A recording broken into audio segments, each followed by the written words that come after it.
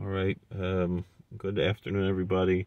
Feeling a little under the weather, but I wanted to continue the discussion we were having yesterday about Sefer Hanoch, the book of Enoch, and in general the books of the Apocrypha and the Pseudepigrapha. So watch the other video for a little bit of insights on this. The main issue, like I was in the middle of saying, I got cut off at the end of the video, is that these books were not in our hands. Meaning the same reason why Philo and Josephus, in addition to the fact that there are things in Philo and Josephus that are contrary to our faith, although it's interesting to look at and to be aware of what was popular in those days and so forth, and to get some ideas. But the simple thing is, both Philo and Josephus, we only have them preserved because of the church. We don't have them from our traditions. And similarly, Enoch, the first two books of Enoch, we only know from Gentile sources. We don't have any Jewish traditional sources for the book of Enoch,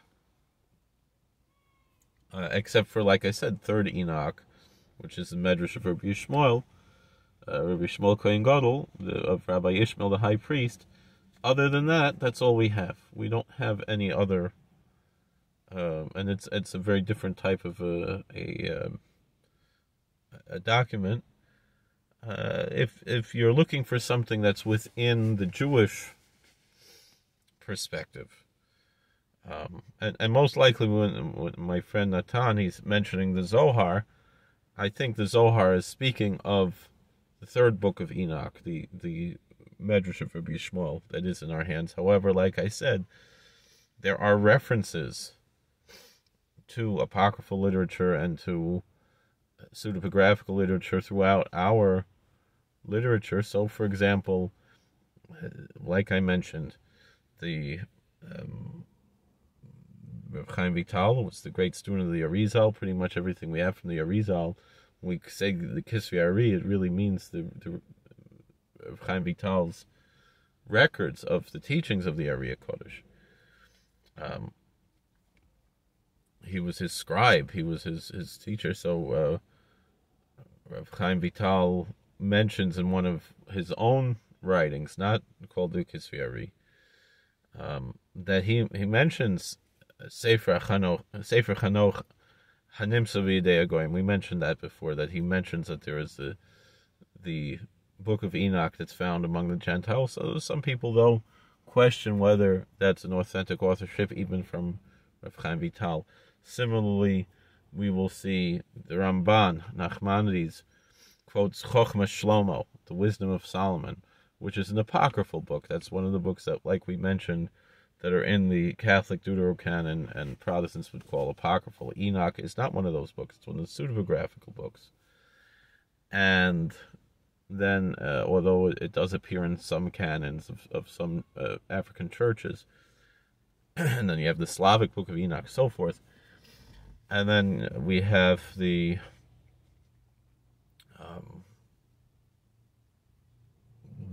Sefer Ben Sira, the book of Ecclesiasticus, not Ecclesiastes, but Ecclesiasticus, that is even quoted in the Talmud. The Gemara quotes Sefer Ben Sira several times. So how do we reconcile that with that we are not supposed to be reading this far mechitzonim? My general understanding is when it says to not read this far mechitzonim, first of all, it's possible when it says Sefer Mechitzonim, it's actually referring to the Christian New Testament. But if it is referring to the Apocrypha, which is the generally understood meaning, it means it should not be read liturgically as scripture, but to read it as an interesting thing. Perhaps it might be okay. But it really should not even be considered, not even Chazal either, because it's not.